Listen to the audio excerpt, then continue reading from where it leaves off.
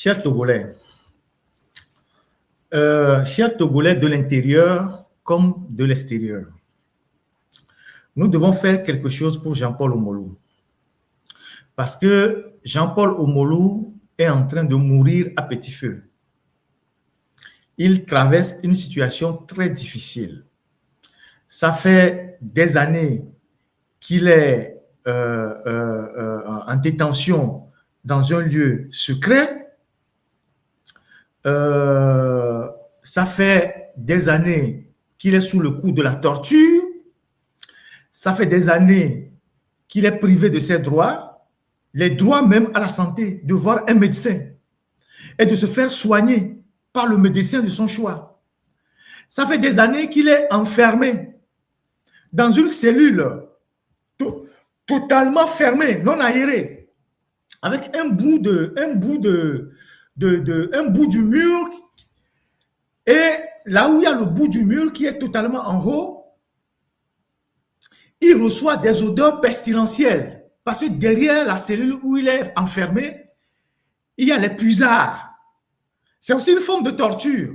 Donc les puisards dégagent des odeurs nauséabondes directement dans sa cellule. Donc 24 heures sur 24, il reçoit dans sa cellule des odeurs nauséabondes qui aggravent sa situation, sa respiration. Vous comprenez? Et c'est fait exprès pour qu'il meure à petits coups. Et c'est le SCRIC, les responsables de SCRIC, qui sont les auteurs de ces genres de choses. Et maintenant, la cellule est sous un escalier où il est mis un climatiseur qui travaille pour un bureau qui est mitoyen. Donc, toute la chaleur du climatiseur est aussi renvoyée dans la cellule. Donc, il reçoit à la fois les odeurs pestilentielles qui viennent des puisards qui sont derrière la cellule, qui l'étouffent, et il reçoit aussi la chaleur du climatiseur qui n'est pas loin. Donc, tout ça, c'est fait pour le tuer à petits coups. Et il est sérieusement malade parce qu'avant d'être arrêté, il avait subi des opérations dans son pays de résidence. Je vais vous donner quelques détails. Il a une maladie génétique appelée thalassémie type alpha. Thalassémie type alpha. Les médecins sauront de quoi il s'agit. Et il a été opéré. Et donc, il doit être consulté régulièrement parce que l'opération a laissé des traces. Et sur le plan hygiénique, il doit faire régulièrement ses toilettes. Alors, on l'empêche de faire régulièrement les toilettes, on l'enferme pendant des heures.